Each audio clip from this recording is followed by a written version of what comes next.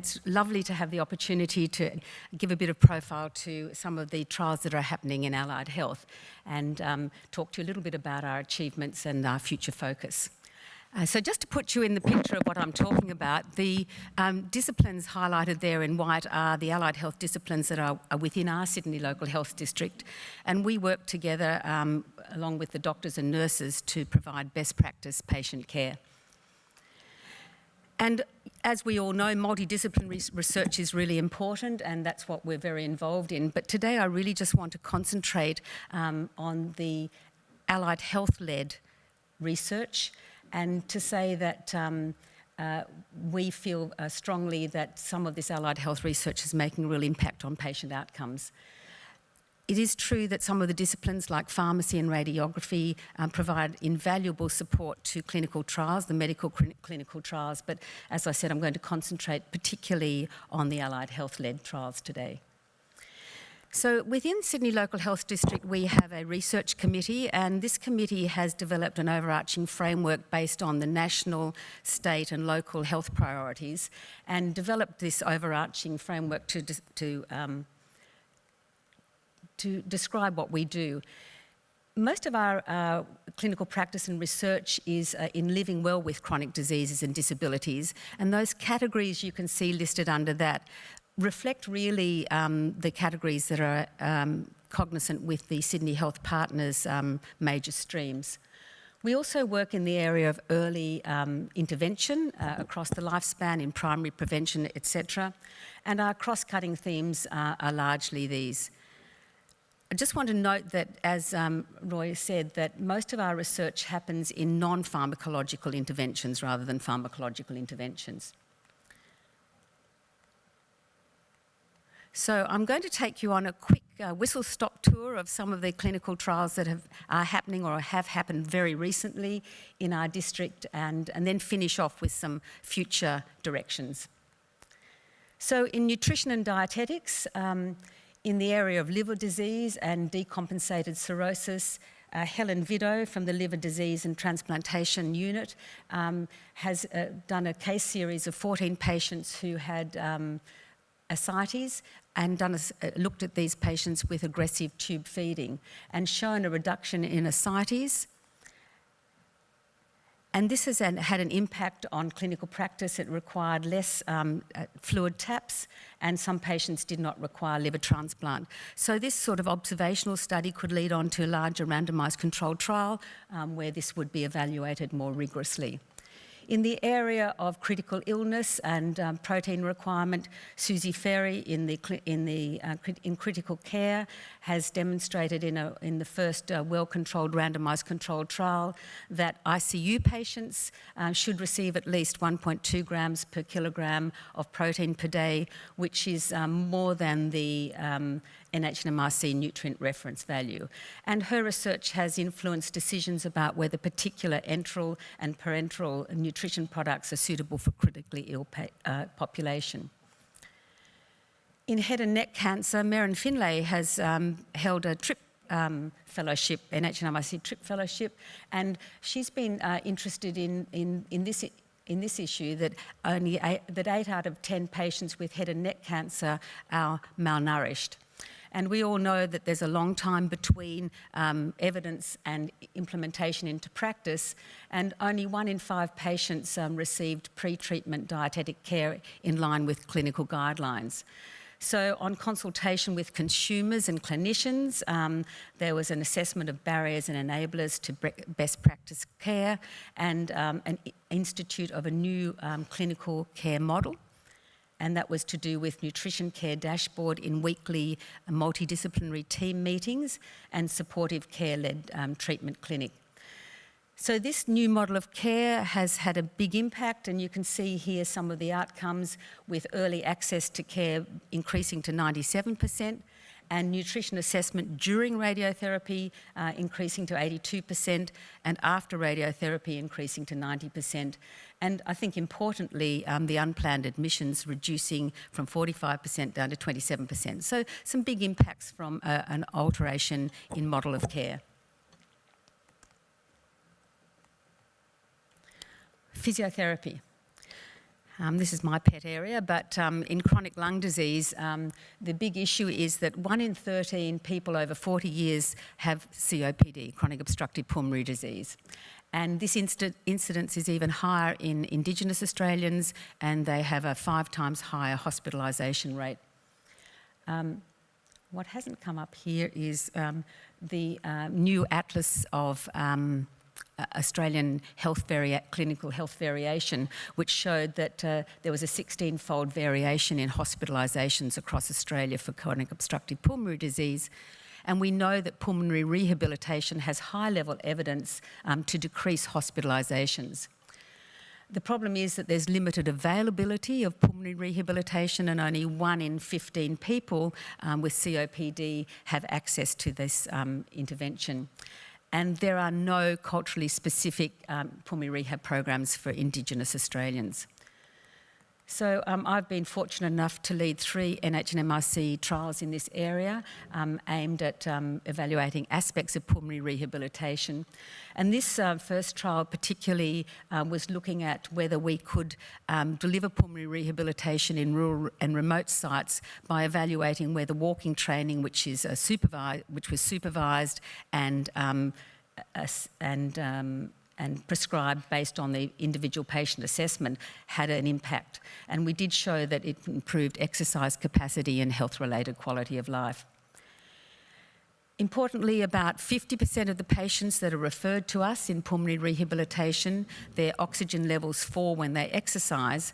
But what we don't know is, should we provide oxygen when we're doing the exercise training program with these patients? This is a large multi-centre Australian randomised controlled trial. We've just finished collecting the data, and the preliminary results show that we can get equal effect without oxygen, which means that we can provide pulmonary rehabilitation in other sites like community centres where oxygen may not be readily available. And I'll be presenting these data in Europe later this year. More recently, or just recently, we received a large NHMRC grant to improve lung health in Aboriginal and Torres Strait Islander communities, and we're working with Aboriginal medical services and Aboriginal health workers to upskill them in the management of chronic lung disease, and we want to learn from them how to best deliver culturally appropriate pulmonary rehabilitation programs. Physiotherapists are better known for managing musculoskeletal disorders, as you might know, and chronic low back pain is one of those disorders, which has a high prevalence and is the 3rd leading cause of disease burden, reducing employment and quality of life. And this study by Mark Halliday from Concord compared 2 interventions for low back pain and showed that both interventions were effective, and there was no significant difference in things like trunk muscle thickness, which you can see being measured here, or pain or function. And so the outcome of this study means that when patients are referred for management, physiotherapists can choose the treatment that's best for that patient based on symptom response. Podiatry. In our service, we have a high risk foot service. And the podiatrists in this service deal largely with complications of diabetes and the foot ulcers from that. The issue is that poor management can lead to amputation, and again, that new Australian Atlas of Health Variation has shown that across the New South Wales health districts, there's a variation in amputation ranging from 5 to 31 per 100,000 population. What we don't know is that there are currently no randomised controlled trials to determine the optimal frequency of wound debridement. And so this study aims to compare weekly versus second weekly sharp wound debridement on the percentage of diabetic-related foot ulcers healed by 12 weeks. And this was a study that was funded in that first round of the Translational Research Grant Scheme, which was really exciting for our allied health staff. And Vanessa Noob, who is leading this research, is going to be presenting more data about this tomorrow at the Innovation Symposium. But you can see that it will have impacts on clinical outcomes for patients and for service delivery. What about psychology? Psychologists in our district worked across quite a few areas. In the neonatal intensive care unit, Krista Wacaldo has been working in looking at the nature and trajectory of the development of disabilities in preterm infants, and they've got a trial registry following these preterm infants up to 8 years, and have done research in that area. In the area of drug health service, Claudia Sannenbahl at Concord has led this randomised controlled trial looking at cognitive behavioural therapy for managing alcohol use disorder when it's combined with post-traumatic stress disorder, and shown that cognitive behavioural therapy, again a non-pharmacological intervention, decreases symptoms and alcohol use in this population.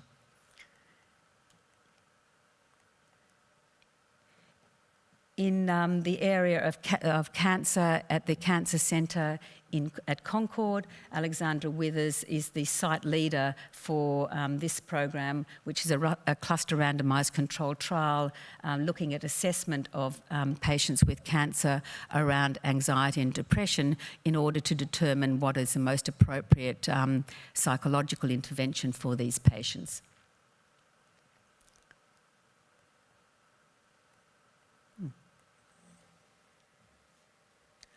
Thank you.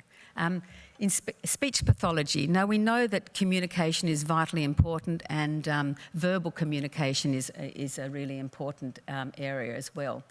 And in this area, Amy Freeman-Sanderson has been working in the acute care service with patients who have required tracheostomy, and her randomised controlled trial around early insertion of an inline speaking valve has had some very significant results. She's shown shorter time to phonation, improved communication-related quality of life, and improved understanding and mood. And you can imagine that at this time in a critical illness where life is very stressful, or it could potentially be an end-of-life issue, that being able to communicate with family and loved ones is very important. Just a warning that the next couple of slides might be a bit challenging. We do have permission to use these slides, but this is work in the severe head and neck thermal burns, work by Nicola Clayton from the burns unit at Concord Hospital. And what Nicola has done is evaluated active intensive orofacial contracture rehabilitation to improve speech and also to improve swallowing. And this work has shown that you can see here a lot of secretions around the glottis before rehabilitation and clearing after that. So good outcomes for patients who receive this rehabilitation. And these rehabilitation protocols are now used in burns units locally and internationally. So that's a quick whistle-stop tour of only some of the allied health clinical trials that are happening in our health district, and I hope you will think that they have certainly value for patient outcomes and value for the health service. Just like to move on to the last bit, which is the future focus for allied health. What we want to do in this area is build further capacity, and we're trying to do that through a number of ways. The Sydney Local Health District, along with the University of Sydney Faculty of Health Sciences, are supporting two conjoint professors at a 50% level, and I'm one of those. And our role is to try and build and support clinicians to develop their research capacity. I think we are incredibly lucky in our health district. We have the Clinical Research Centre and the Centre for Educational Workforce Development, both of which provide practical input to support researchers and education in that area. We've just completed a survey of nearly 280 allied health staff around the research capacity and culture of allied health, and This survey showed that our district, Sydney Local Health District, was well valued as having a very supportive research culture, but it did show us that at the individual level, clinicians need to develop skills and want to develop skills around clinical research to be able to contribute more to their patient care and evaluate their outcomes. So what have we done and what are the future initiatives? Research funding, very thankful to the Chief Executive and to the Faculty of Health Sciences, because between those two groups, we now over the next 3 years have $25,000 each year to devote to research grants for allied health, which I think will make a big difference to engaging allied health staff in research. We are working hard in the space of research education to try and help develop those skills for our clinicians. And we're also developing linkages to support clinical research. These linkages are honorary positions of our clinicians to the Faculty of Health Sciences and the Faculty of Health Science academics into the Health District to build those very links that help to ask the most important research questions. So overall, the aim is to embed a culture of research and research translation in clinical practice so we can ensure best evidence-based patient care from our allied health interventions. I'd just like to acknowledge the clinician researchers who contributed some of the information for this talk, but also who I find incredibly inspirational because along with their very busy clinical world, they find time because they're very passionate to do research. And I think that's a credit to these clinicians in our health district. I'd also like to acknowledge the support of the Director of Allied Health and the Allied Health Discipline Directors who've all come on board on this journey and have been incredibly supportive in trying to help build the capacity of Allied Health, and to the Research Associate who works within our professorial unit, Bill Zafiropoulos. So thank you.